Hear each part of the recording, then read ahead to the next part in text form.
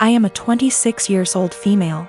Me and my fiancé, he's 28, been engaged for 4 months. We're planning on having our wedding on October 18th. My future mother-in-law kept annoying me and sending me suggestions for choosing the right wedding dress, and said that she knew better and tried to get me to approve of wedding dresses that she chose. And when she couldn't enforce her decision, she demanded that I take her with me to buy my wedding dress so she could have an opinion. Before I went shopping, I called her to ask if she wanted to come, but started making excuses about how busy she was with my sister-in-law. I went shopping with my mom and I was able to find a really nice dress, although it cost me a little over what I saved up for. But it was worth it. I made some changes to it and it was perfect. It arrived to my apartment at the end of the week. I made sure it was stored in a safe place so it doesn't get ruined. Yesterday, I got back from my mom's house and found that my fiancé wasn't home, neither was the dress. I called him immediately, knowing that he must have taken it to show it to his mom, since she continuously asked to see it and refused to have me send her pictures of it on Facebook. I was so mad when it was confirmed that my fiancé took it to show it to his mom. He said he was gonna be home in 30 minutes. After he went to the supermarket, I waited for longer than I had to, and then when he arrived I ran to get my dress. That was buried underneath grocery bags. I took it to check on it and its zipper was broken, and the dress itself, fabric, was stretched out. I was like, what the happened to it? My mother-in-law must have tried it on, because it looked ruined. The straps were almost loose. I had to call my mother-in-law when my fiancé told me his mom and sister took turns to try it on. I was absolutely livid. She told me she did nothing wrong and that I was making a big deal out of it. She said she'd get a replacement for the broken zipper. But I told her to pay for a new dress since it was stretched out and no longer fitting. She refused and said that I probably wasn't happy with my dress choice and wanted her to pay so I could get a new one. I yelled at her for trying it on and ruining it. That she and my fiancé were responsible for ruining my dress, so they should pay for a new one. It's done, no longer fitting. The straps are in a horrible condition. My mom said she'd pay for fixing it, but I just hate it now that someone else wore it before me. I'm mad at both of them and seriously considering postponing the wedding. I've got cerebral palsy that affects both my legs and one arm. That's my official diagnosis, but what you really see is I walk with a limp. I'm a software developer, so job-wise, I don't have any issues. I knew when I was a kid that using my brain is the best way for me to survive on my own without relying on other people. I haven't had the chance to get my driver's license, but according to therapists and doctors that shouldn't be an issue. That's the background about me. My girlfriend and I have been together for a year. We met back in April 2020 of last year, and we decided to get together in May 2020. I told her about my disability before then, but she wanted to try and make it work. We video call on Discord every day, almost always when we're awake, and recently we've been going on dates. She's more than happy to lend me an arm, and she notices things about me that even I miss myself. Outside of my family, she's the most loving and caring person I know, and she's my motivation to do better and improve myself. Honestly, I never thought I could find someone I trusted enough to share my more negative thoughts and problems. I always tried to seem happy so I don't worry others. The emotional support she gives me is really irreplaceable. The problem is scared that, in the future, she will have to take care of me, or most of the work will fall onto her. To make matters worse, her mom has been telling her for the past few weeks to break up with me because she can find better, and she doesn't want her to have the burden of caring for me. She's also really afraid that I will get arthritis early due to my cerebral palsy, and if that happens, a lot is going to be on her. I've tried doing things like stretches and exercises to maintain and improve my muscle tone, but she is still afraid I'll get worse. I'm an introvert, I don't know a lot of people, and honestly, I don't even know the options I've got to look at. I want to prove that I can be independent and that if things do go wrong, it won't just be on her. I'm in Ontario, Canada. Are there things I can look into and do to assist with my disability, or things I can look into so if things do go wrong, I won't be a burden on her? I'm at the end of my wits.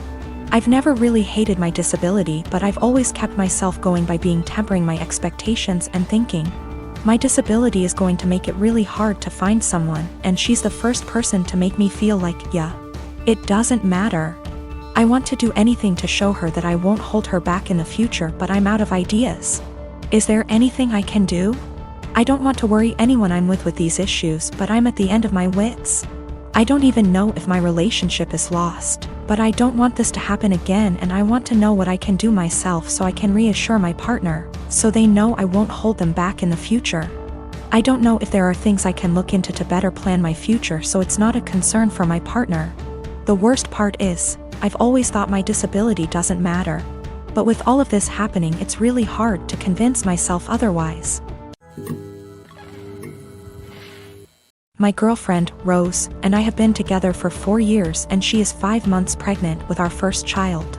My mom seemed to really like Rose, or at the very least tolerated her, but after we announced that we were expecting, something definitely switched in her. She has become extremely rude and disrespectful towards my girlfriend. She makes passive-aggressive comments at every chance she gets. I've had to take a step back from my mother until she fixes her behavior. Rose had gone to visit her family who lives far out of town. It was a very last-minute trip, and she drove herself to the destination and back. Unfortunately, at around 6 p.m., her car broke down and she was forced to pull over. Fortunately, my brother, Chris, who's great with cars and lives about an hour and 1/2 from where Rose was stranded, was willing to pick her up and sorted everything out. I was out of the country, so I'm grateful that my brother sorted everything out for her. Chris moved back in with my mom about a year ago.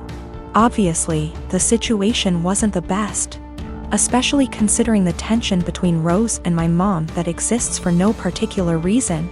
But I hoped my mom could put her pettiness aside for at least a night. It was too late for Chris to drive Rose back home, so my brother told her that he would drive her back tomorrow morning. An arrangement that my mom seems to not like, but one that she managed to keep her mouth shut about, my girlfriend tells me. Rose helps prepare dinner, wash up, and actually engage in a decent conversation with my mom for the first time in ages. However, they mostly avoid each other. Chris goes to bed earlier, leaving my mom and Rose. My mom lives in a 2-bedroom apartment, and since both bedrooms were taken, Rose assumed that she would be sleeping on the couch. She apparently assumed wrong. My mom gives Rose the thinnest blanket ever and basically screams at her, telling her that she has to sleep on the floor to not ruin her couch. She tells Rose to make do with the pillows on the couch and the blanket that provides zero warmth. Rose thought about protesting, but ultimately decided against it. According to Rose, my mom kept opening her door to check if she was sleeping on the couch, so she couldn't even try to sleep on the couch. At 5 a.m., Chris found Rose on the couch and let her sleep on his bed. He ended up telling me, but told me to not make a big fuss out of it. I did the exact opposite. I called my mom, very angry, and told her that she was disrespecting her so badly.